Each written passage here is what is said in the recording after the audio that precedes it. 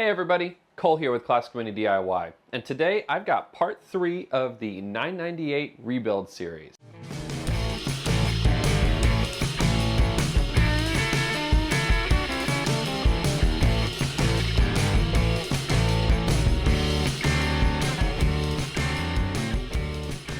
Alright, so in this episode we've got actually quite a bit in store for you guys. I got the motor back, I got the head back, it's been bored, the camshaft bearings are pressed in, the head's reassembled, and everything is ready for reassembly. But before we get started, and before we dive into the reassembly of the motor, I have a super cool surprise to share with you guys. Now some of you might already know exactly what I'm about to show you. If you follow me on Instagram, at ClassicMiniDIY59, you'll see all sorts of kind of like sneak peeks and previews of stuff that's going on the channel. And one of those previews was this.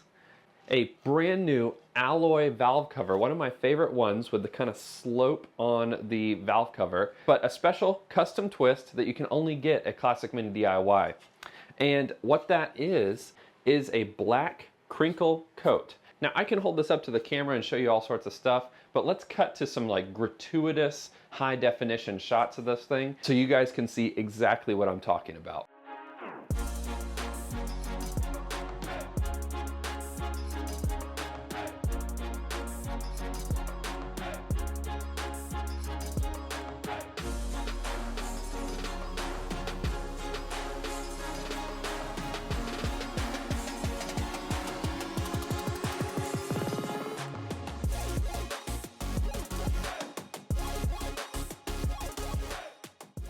All right, so now that high def footage is out of the way, I want to dive into what I'm going to be doing with this and how it impacts you guys. So I've been wanting to start carrying some like kind of bespoke custom parts on my merch store, not just t-shirts and things like that. All that stuff's cool, but parts that you can actually put on the Mini, that's even cooler. So when this video drops, you'll actually be able to go onto the site and pre-order one of these. Now, as you guys know, I'm not a huge shop. I don't have bajillions of dollars. I don't have a ton of capital laying around to just like toss towards new products. So this is gonna be kind of a special first group buy kind of thing. And when you place an order for one of these valve covers on my merch store, it'll be at merch.classicminidiy.com. You'll be put into a pool of a group buy.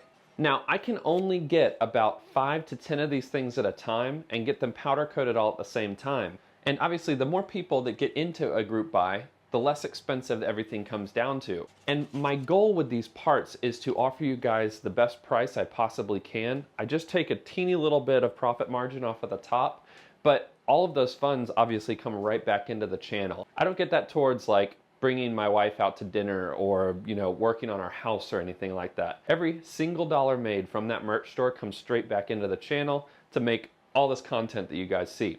But anyways, let's get down to brass tacks. The price of this valve cover.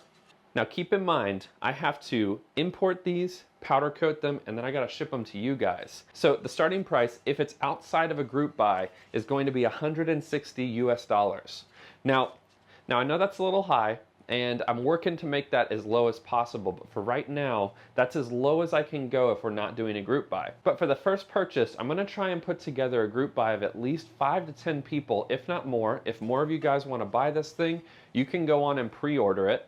And if we can get lots of people in, I'll actually be able to issue you guys refunds for the difference, the money saved if I get a kind of a bulk order going. Because if I can powder coat a bunch of these at one time, it ends up being a lot cheaper. As well as shipping all of these over here and getting them powder coated.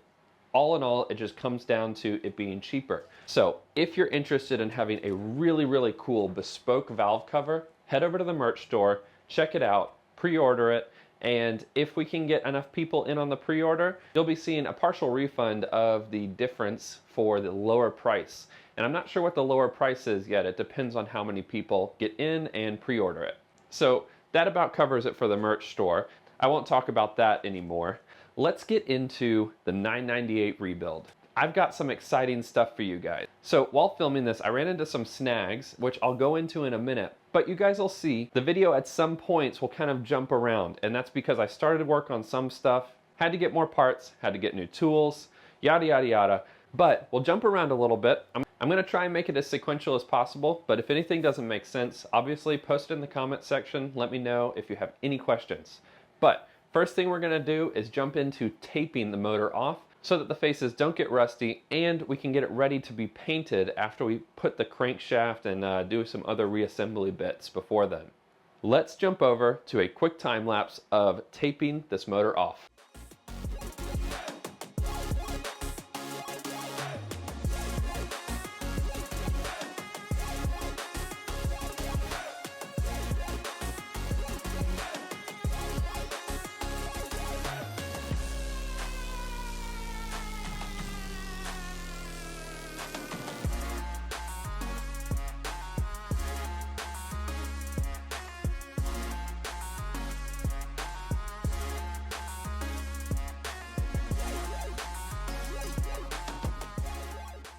Now we have the engine taped now, and you'll also see I've got the head studs in there, but go ahead and ignore that for right now. That's actually coming up in the next step. I'm filming this a little out of order because I had a camera malfunction. But as you can see here, we've taped off the rear tappet covers.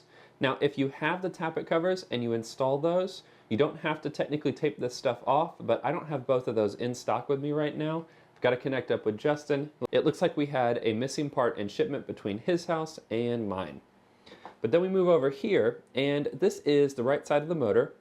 So we're looking at the back right here. This is where your fuel pump goes in. And the right side here, we are looking at the side where your oil pump goes, as well as your clutch housing. Now you probably see here, this top part is something that looks like it shouldn't be painted or looks like a face is going to mount to that. But that's actually where your engine steady goes. And this part is exposed to the elements. So it's important that we get that covered with paint, but the part below it is not exposed to the elements. So we want to make sure that that system is fully enclosed and does not get any paint. Now as we move to the other side, it's a little bit different. We want that whole side covered. You have the spot where your water pump mounts, and then your whole timing system and your crankshaft go right down here. Now those definitely don't need any paint. All right, so first things first, if it's not obvious, we are looking at the bottom of our motor now. And the reason we're looking at the bottom of our motor is because it's time to put the crankshaft in. That's going to be the first thing that I want to put in while I'm reassembling this motor. But before we can put the crankshaft in, we have to put our bearings in to set the crankshaft down into, which is going to be the wear surface between the crankshaft and the block. That way you're not wearing down these parts of your block and ultimately destroying the motor. You'll be able to take bearings out and replace them if there's any sort of failure in the future. That's the kind of purpose of bearings. Now one thing that we need to consider, and this isn't something you have to consider on every motor rebuild, but in this motor, in this 998 block, there is sometimes a situation where these holes, which are your oil channels, they don't line up with your new bearings. It's something that is semi-common, and if that is the case, we're going to have to grind down these holes a little bit to kind of open up that oil channel and allow oil to pass into the places it needs to. Now this is something you'll want to be aware of, but most likely you won't have to do on your block. But let's take some of these main bearings, set them down into these sections here, and I'll explain how to do that when I'm putting these in. But once we do that, we can mark off if there's any sort of space that we need to file down. Now your main bearing looks something like this, and like I said before, it's meant to be a wear surface and a place that can be replaced should there be any failure in the future of like oil pressure or something like that. Now these bearings are pretty simple to press in, but it is important that they get pressed in evenly and smoothly. So the way that we make sure that they go in smooth is we take assembly lube, which you can see coated on it right now. I'm going to add a little bit more, and we're going to press these into these slots here. You also should be able to see there's a small tab right on the end of this main bearing, and that's made as sort of a guide so you know exactly where this needs to get pressed in. So you can see the tab right here on your block, and you're going to line your bearing up with that block tab, and you're just going to literally press the bearing in. And that's it. It's pretty simple. You just need to make sure that your oil channel hole is lined up, and that when you run your finger over these spots right here, that it's smooth. Nothing's catching on each side, and what that will indicate is that the bearing is pressed in evenly. And that's the very most important part, because if it's not pressed in evenly, you can run a risk of doing something called spinning a bearing, which is very bad. It's when the bearing moves independent of the crankshaft and the block. So this would ultimately slide around inside this channel. So now I have a confession to make. I've actually already pressed these bearings in, and I know that the oil channel holes don't line up. So I'm going to clean this up a little bit more. There's no oil. I'm going to press the bearing back in, and I'm actually going to mark where I need to grind out these holes over here. This one was pretty far off. This one wasn't too bad. And I'll show you here in just a second. Okay, so I've pressed those in. They have a little bit less oil on it because I'm going to need to use a Sharpie here. And you can see here, it's not so bad. I've got a little bit of this overlap happening on the right-hand side.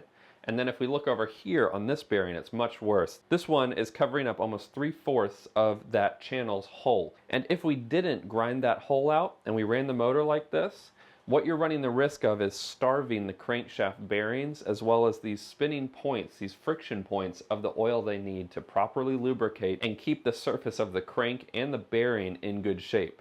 So these channels that are actually down in your bearing, that's where oil gets pressed into and allows the crankshaft to be lubricated properly. So I'm going to take a Sharpie, I'm going to mark these little sections here, I'm going to take the bearings back out, and then I'm going to do something that, I have to be honest, kind of terrifies me. I'm going to take my Dremel and I'm going to just grind down those holes to make sure that the hole is open enough for the bearing to get enough oil. Now keep in mind, I'm going to be grinding the block, not the bearing. If you grind the bearing down, you run the risk of adding burrs and things to it and causing even more problems. So just keep that in mind. If you have to do this, you're going to be grinding the block.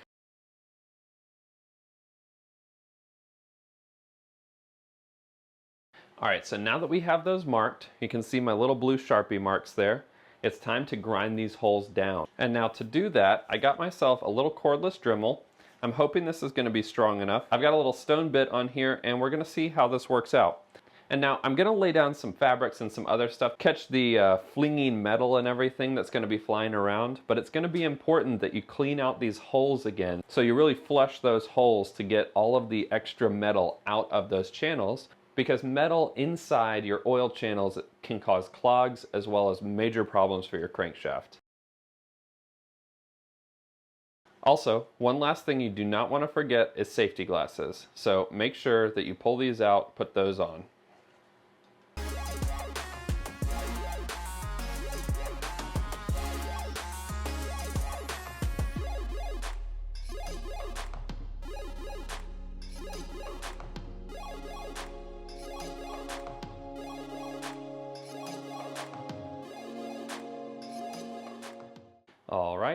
All right, so now both of those are ground down. Let's flip this over and give it a good clean. And in this scenario, first I'm going to use kind of like a WD-40, spray it up in these holes, see if I can get all that swarf to come out. And then after I do that, I'm going to take this bearing out, clean it with brake cleaner, reapply oil to this because I really should have taken that out before I ground these down. And then finally, I'm going to clean these with brake cleaner and get them really, really clean before I reapply oil and make sure that everything is nice and tidy. All right, so now that that is all clean, it's time to put those bearings back in. Unfortunately, there was no easy way for me to get the camera like underneath this to show you guys me cleaning it. But in short, what I did is I sprayed first lots of WD-40 into these holes. And then I followed up with brake cleaner in each one of these holes, making sure to let it drain each time in between those. And then I repeated that process one more time. And now all we're left with are two very smooth opened up holes for these bearings. So what we can do is reapply our assembly lube to these bearing faces, as well as the bearings themselves, and press them back in. So let's do that. So that is looking much, much better. Those holes are lining up with the bearings, and we're actually able to go ahead and set our crankshaft in now. Now, the crankshaft is pretty much the heart of the motor, and that is what's actually spinning your pistons up and down inside the cylinders. So let's get that. There's only one way that this crankshaft goes in, and I'll show you that way as I'm setting it in here. All right, so the crankshaft only goes in one way. It actually has to get set down so that the timing face is facing the side where your water pump is. Now, your water pump is the hole that's closer to the top of the motor. And the reason it needs to sit in that specific location is because the timing notch on this end of the crankshaft has to be with the timing cover. And then on the other end, you have where the power is actually transferred to your wheels through the clutch and transmission. And that is the longer end of your crankshaft. And so once you set it in here, you can actually kind of spin it around, see how that spins. Obviously my crankshaft has a lot of assembly lube on it already, and I did that just so it wouldn't rust while it was sitting there waiting for us. But as you can see, it's looking really, really nice. The next thing we gotta do is put the thrust washers.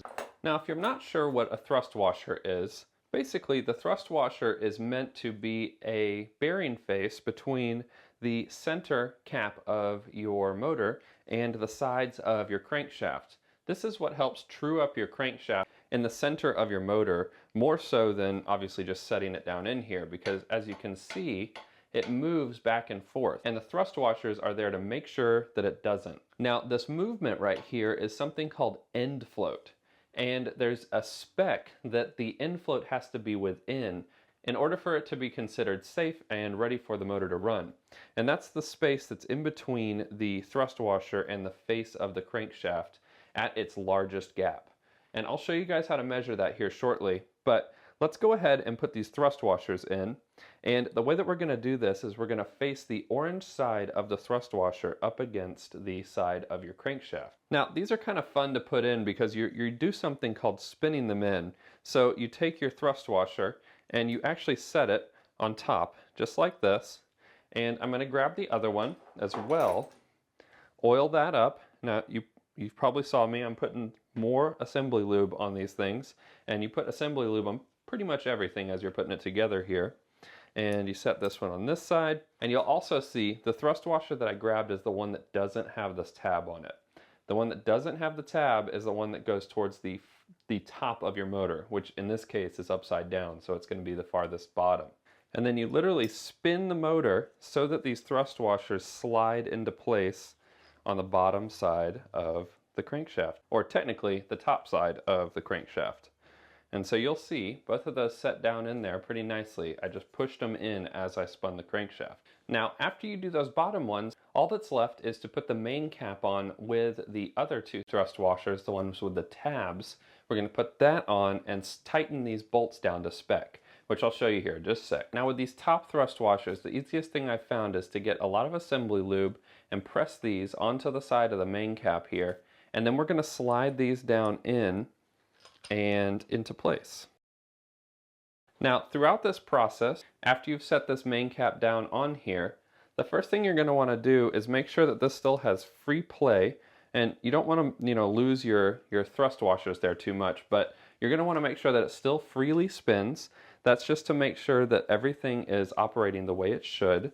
And then you're going to hand tighten these bolts down, and then you're going to tighten them down to spec. So you're going to definitely need a torque wrench for this job. Now, this is one of those scenarios where it's extremely important that one, you have a torque wrench, and two, that you have a Haynes manual to make sure you're tightening these down to the spec that they recommend. So in this scenario, I've got what's called the early bolt type main caps, and that means that these are bolts instead of nuts, and they need to be torqued down to 67 foot-pounds. And you're going to want to do your best to tighten these down evenly. You're not going to want to tighten one all the way down and then tighten the other one all the way down. You're going to want to kind of bounce back and forth between the two of them, tightening each one a little bit more, bringing it in a little tighter until you can get each of them down to 67 foot-pounds. Now, keep in mind that that might not be the spec for your motor, so it is imperative that you have a Haynes manual to verify the spec that's required on your motor. All right, so those are both tightened down again, and you're going to want to check your crankshaft again, make sure it's still freely spinning. If it isn't, you're going to have to bring the crankshaft back to the machine shop and let them know that there are problems with its actuation. Now, you're also likely going to hear your thrust washers moving just a little bit, and don't worry, that's okay. We just need to make sure that the end float is within spec. So I'll show you how to do that. You're going to need a feeler gauge for this. Now on these old A-series motors, they have a very specific spec that you're going to need to be in between for the space in between your thrust washer right here and your crankshaft. And what they recommend is between 0.002 millimeters and 0.004 millimeters. You're going to also want to double check that in your Haynes manual. I pulled that number from my Haynes manual, but you're always going to want to refer to your manual as the absolute truth for your motor. So I'm going to go ahead, put my feeler gauge in here, and see how this feels in between these faces. Now that is exactly what we're looking for. I'm well within spec, and the crankshaft does not move back and forth no matter how much I try. And that's good. Now you may be wondering, well, what if I do have more inflow? What if my crankshaft moves back and forth inside that main cap in the center there? Don't worry, it's not the end of the world. And in fact, this motor had that problem. This is kind of what I was talking about earlier, where I had to do some chopping and cutting with the edits on this video. But you can actually get thrust washers that are different spec, aka different thicknesses, to help take up that infloat on one side or the other. So in this scenario, we actually had to get 0.005 millimeters additional space to take up on the crankshaft. And so we ordered a set and got that in. And I didn't show that to you guys, but you can see here that now adding that additional thickness is what got us into the kind of perfect sweet spot that we want to have our crankshaft in. So all that's left to do is to take the remaining main caps, put them back on where they're supposed to go here, as well as tightening them down to spec. And one thing I didn't mention with that center main cap, and I forgot to, so let's cover it here, is that the other side of those bearings actually get pressed into the main caps. So you can see here, I've got another bearing face, one that matches the ones that are on the bottom of your crankshaft, or in this case, the top of the motor. And you're going to press them into those main caps to provide that wear surface. So very important, don't forget to put the bearings in these main caps as well.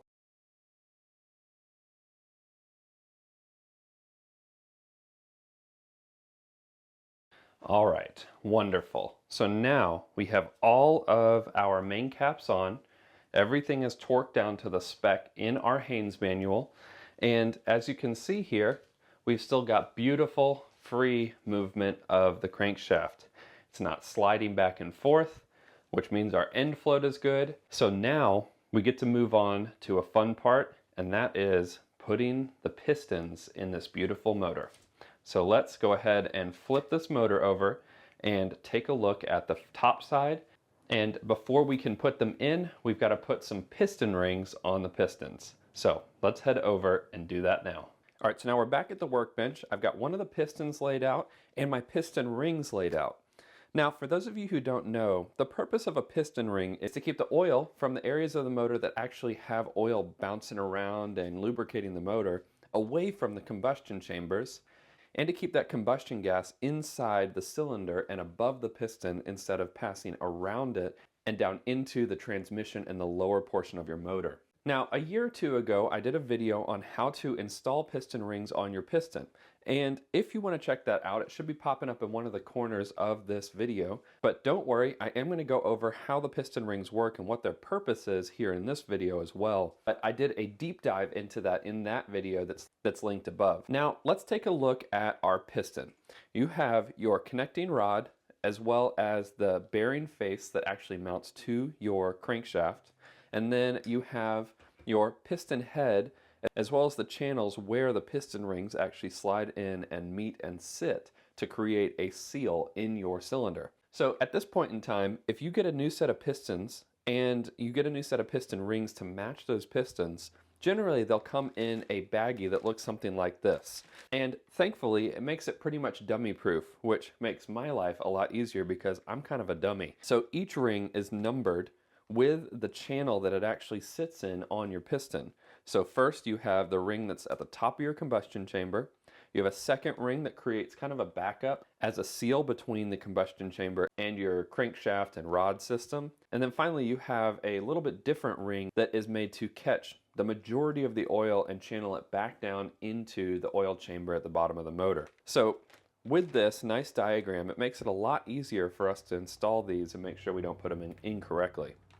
Now, one other thing that is a nice to have, and I put this link in the description, it's a piston ring installer. It looks kind of like a set of needle nose pliers, but instead of clamping, it's actually going to do the job of spreading.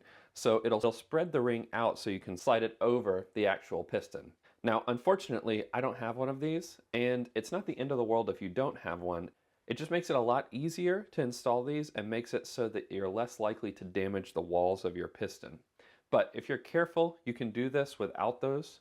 You just got to be really slow, take your time, and try not to rush into doing this. One of the worst things that you can do while reassembling a motor is trying to rush through it. So always take your time, make sure you're doing everything to spec, because once it's all back together and in the car, it's much more difficult to address problems that might arise. So that old saying where you measure twice and cut once, conceptually, that's what you should be applying to working on your motor. So first things first, I'm going to put the number 3 ring on this piston because it's going to be the one that's on the lowest portion of the piston. So I want to make sure that I can get it down and the other rings don't interfere with me putting that ring on the piston. Now you'll be able to see here that this ring has a small spring inside it, as well as little channel openings to allow oil to pass into this ring, get collected by the spring, and then redistributed into the bottom of the piston through the holes in that oil catch. So let's slide this ring over. What I found to be the easiest way to install this bottom ring is to actually take this spring out, and you can actually see the connecting point. Let's see if I can get that in camera. The connecting point right here can be spread apart a little bit, and there's a little catch wire in here, and that's going to allow you to slide that over the piston and into that bottom channel. And once you get it down into that bottom channel, you're just going to want to push those springs back together, and it's going to be loose in there. That's okay. That's expected. Now you take your ring and you're ever so slightly going to spread this apart and work it down onto the piston. Keep in mind that while you're doing this, you don't want these edges to catch on the side of the piston. If they do catch on the side of the piston, it's going to gouge the side of it and it might cause issues with leaking or loss of compression. So just take your time, spread these out, and just work the ring around your piston.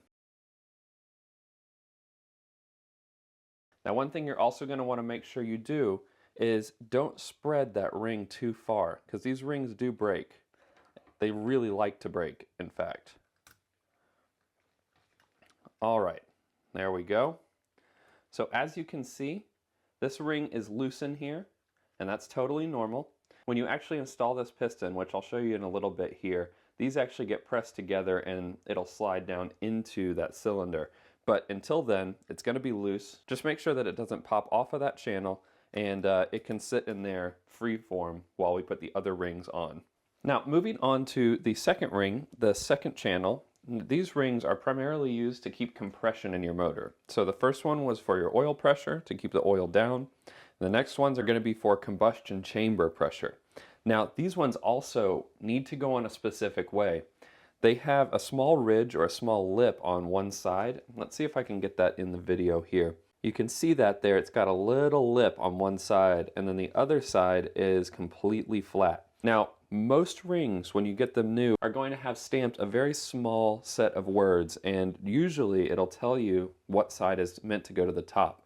Every set of rings that I've put on has had this lip oriented downwards, so the flat side is facing up. And it's really difficult to see in this video. I don't think I can show you with my little iPhone camera, but it says top side on this flat side of the ring. So naturally, we want to make that side facing upwards towards the top of the piston. So we're going to repeat the process, slide this piston ring down. We're going to spread it apart just like we did with the compression ring and slide it down very slowly, taking care not to let it slip into the first ridge because it's made specifically for the second channel. There we go. Took a little bit of my glove with that. But we've got ring number 2 in here, looking really good. Now finally, we're going to take the last ring and we're going to install this one. This one also indicates it has a top side. It's very, very tiny print, but we're going to want to make sure that we follow that rule and install that facing upwards. There we go. So now we have all 3 of our rings installed on this piston. All of them are loose, which is fine. Like I said before, that's totally normal. And then finally, what we're going to want to do is offset these rings. There's a lot of different debate about which orientation is the best orientation. In my experience, the main thing is that you do not want all of these gaps in the ring to line up. So for me, what I do is I take the piston, look at it from the top side, take my first ring, rotate it so that it's 180 degrees different from the ring that's directly below it. Go ahead and set that second ring in there. And then the oil compression ring I place off to the side. So if you look at it, I have a gap here, I have a gap here, and I have a gap here. None of the piston rings line up perfectly, and what that is going to do is prevent any sort of blow-by moving its way down into your motor. So I'm sure that there are going to be a lot of people in the comments telling me, whoa, that's the wrong way. Don't do it that way. Do it this orientation. And what I would recommend you guys do is take some time, do a little bit of research, and determine what you feel is the best way to line up those piston rings based on the research and information that you find. But like I said, this has always worked for me, so this is what I'm going to stick with doing because it's been working great so far. So now that we did this for piston number 1, we're going to go ahead and run through all of the pistons, put the rings on all of the pistons, and then I can show you guys how to put the pistons into your motor.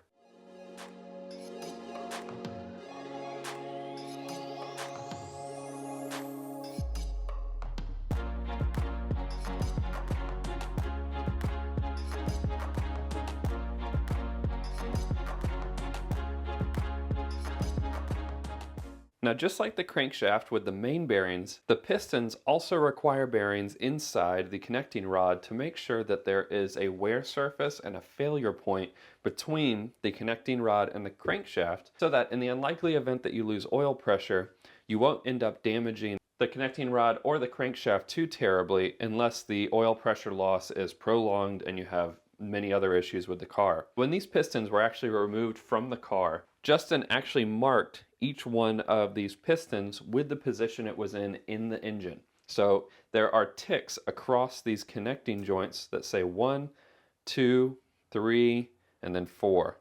And you can see those. If I hold it up to the camera here, this is piston number 1, you can see with 1 notch, and this is piston number 2 with 2 notches. So first off, that helps you keep the orientation of these caps on the connecting rods, but in addition to that, it keeps the pistons in the order that they came out of the car in. So now, when we are putting in our new bearings, we are going to need to take these caps off, but make sure that we maintain the orientation that they came off in, and additionally, make sure that the same bolts go in the same locations.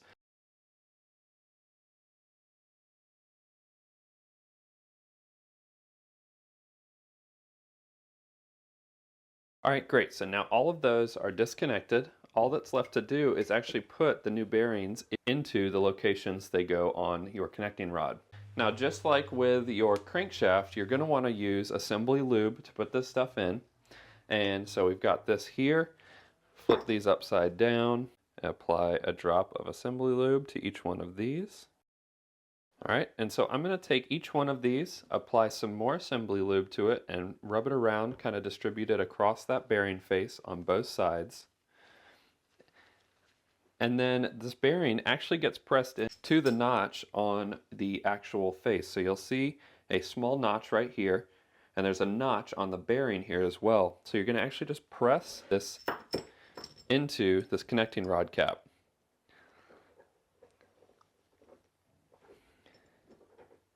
And additionally, just like the crankshaft bearings, you're going to want a smooth lip on each one of these sides here. So this one needs to come down just a bit. And that is going to make sure that these sit together nice and tight and pretty.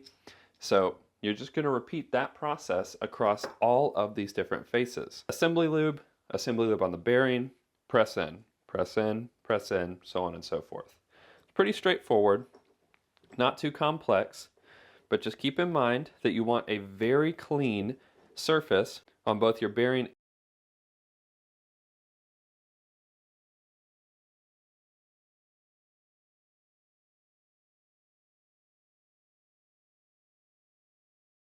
All right, so this wraps up this episode of the 998 rebuild. I know that I am stopping this a little bit before I got the pistons in, and I was hoping to get the head on and everything painted in this episode, but I think it might be just a little bit too much for one episode. This episode's already like 40 minutes long, so I'm gonna separate it out. I don't want to overwhelm you guys with information, and then on the next episode, I'll get the pistons in, we'll get that head on, and then we can get it painted and looking really, really cool. And just a reminder, a special thank you to 7 Mini Parts for sponsoring this build, providing all of the parts that you guys see me using on this build, and providing all of the parts that you're seeing me use on this build, the internal engine components, the external engine components, everything you see is sourced directly from 7 Mini Parts.